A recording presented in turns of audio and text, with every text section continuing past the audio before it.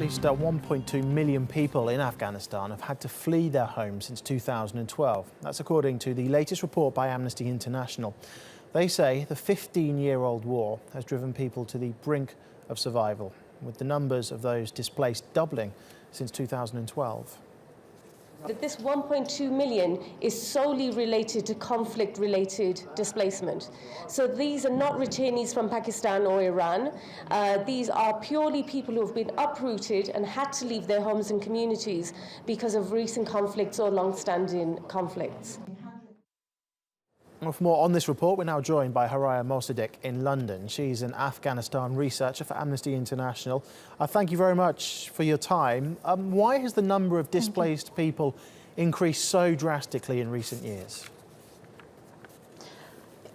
The number of displaced people have increased due to increased conflict and insecurity across the country, especially in the past 2 years, where the Taliban have been taking more offensive, and it caused not only many civilians killed and injured, but at the same time, the other side of the conflict is that the civilians have to leave their homes and they are becoming displaced within their own country with very little resources that was allocated to them from the Afghan government and also from the international community. So what areas of Afghanistan are the majority of people fleeing from, and where are they going to? Are they staying in camps or living with friends and relatives?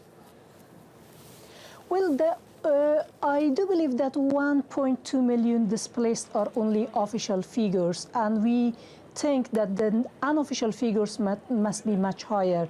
And at the same time, many of these people they are displaced from different parts of the country, from the south, from the east, and also from the northern part of Afghanistan, which was relatively safer in the past few years, but unfortunately in the past 1 year or two, it is becoming more and more insecure, with many fighting and insecurity going around. And this is how these people are just looking for a safer location, and they are changing location to location. Many of these displaced people are moving homes for second, third, fourth, and maybe more times in order to find a proper place. Some of them are ending up in these makeshifts that are simply made of the very small and unstable mud walls and living under plastic sheets, which are quite resistant towards elements. And some of them may stay with friends and relatives.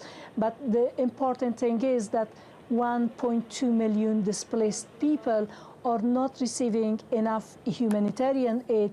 No political will from the Afghan government to tackle the situation and look into a durable solution. And at the same time, with the drawdown of the aid, the situation is getting even worse. So, sorry to interrupt, but why is there no political will, do you think, from the Afghan government to help these people?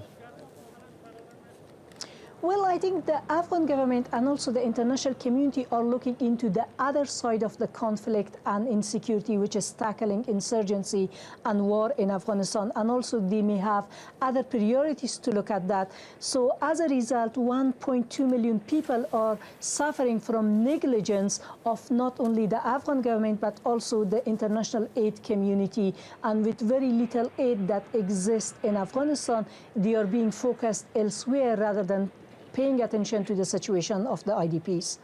Okay, Horia Mosadiq, thank you very much for your time.